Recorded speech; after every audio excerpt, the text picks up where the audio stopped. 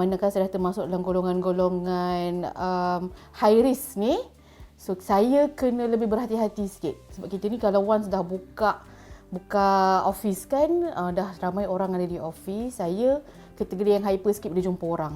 So bila hyper ni, jangan kata budak-budak tak boleh nak jaga SOP, kita orang tua pun tak boleh nak jaga SOP juga. Sebabnya kita ada kecenderungan untuk berpeluk, bercium tu mungkin tak lah, tapi dari segi kita duduk rapat dengan orang itu. So sebab kita tak tahu kan, sebab itu memang ada risaunya di situ.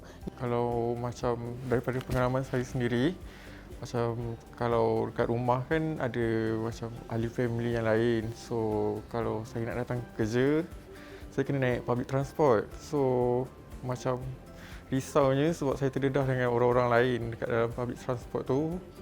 Macam dari Sungai Besi nak sampai ke sini tu dalam sejam. So saya nak kena tukar daripada naik LRT lagi, naik bas lagi. So macam risaulah nak terdedah dengan orang semua. Takut saya jadi close contact daripada mas-mas yang lain ke. So risau jugalah nak naik semua datang kerja.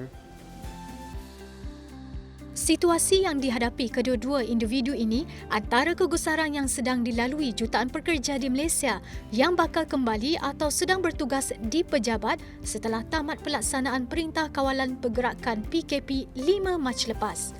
Menurut pakar psikologi kesihatan dan keselamatan di tempat kerja, Dr. Daniela Maria Mokhtar, walaupun ada yang teruja untuk keluar dari rumah dan bekerja di pejabat, namun sebilangan besar daripada mereka masih risau.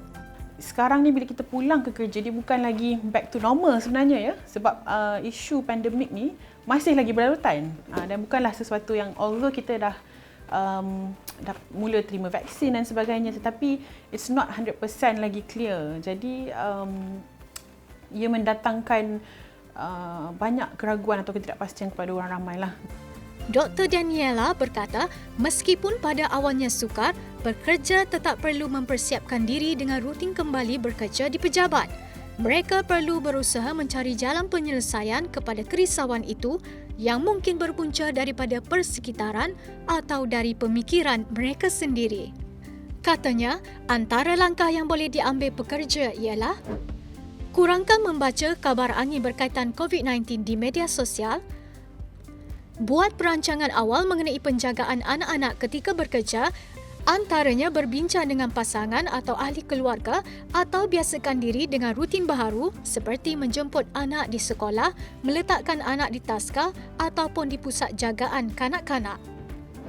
Bincang dengan majikan atau pengurus organisasi untuk waktu fleksibel seperti kembali bekerja di pejabat secara berfasa atau memperkenalkan aturan kerja hybrid iaitu bergilir antara bekerja dari rumah dan pejabat. Sediakan kit kesihatan atau kit COVID-19 yang mengandungi pelitup muka tambahan, cecair pembasmi kuman dan tisu.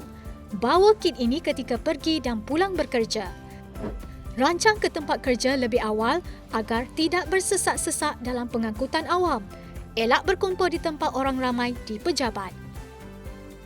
Bawa bekal makanan ke pejabat, tidak berkongsi perkakas dan sediakan ruang dalam diri untuk terima perubahan atau kesilapan yang berlaku. Bagaimanapun, Dr. Daniela berkata tidak semua pekerja boleh melalui tempoh perubahan baharu di tempat kerja dalam waktu yang sama. Akan ada pekerja yang mengambil masa mungkin sebulan untuk menyesuaikan diri kerana perubahan itu bukan sahaja secara mental dan fizikal tetapi juga berkaitan dengan persekitaran sosial mereka. Kita perlu bersifat fleksibel pada diri sendirilah. Satu, kita kena fleksibel dan kena ready untuk bersedia untuk sebarang perubahan untuk berlaku. Kan? Jadi kerana contohnya kita dah pulang semula ke kerja, boleh juga terjadi tiba-tiba introduce balik semula, mungkin disebabkan statistik yang meningkat. Kita tak naklah jadi macam tu kan, tetapi sekiranya berlaku, dah pernah terjadi, berlaku balik perubahan. Jadi kita nak satu mindset ni kalau boleh dia long lasting lah. Beliau turut menekankan peranan penting majikan dalam memastikan pekerja dapat keluar daripada kerisauan untuk kembali bekerja di pejabat. Majikan perlu ada sikap empati dan bukan sekadar bersimpati dengan situasi yang dialami pekerja. Majikan juga harus menyediakan plan kontingensi sekiranya berlaku penyebaran pandemik itu di organisasi, selain menyampaikan maklumat berkaitan peraturan dan prosedur operasi standard SOP baharu berkaitan tempat kerja dengan cara jelas, ringkas dan mudah difahami oleh semua pekerja.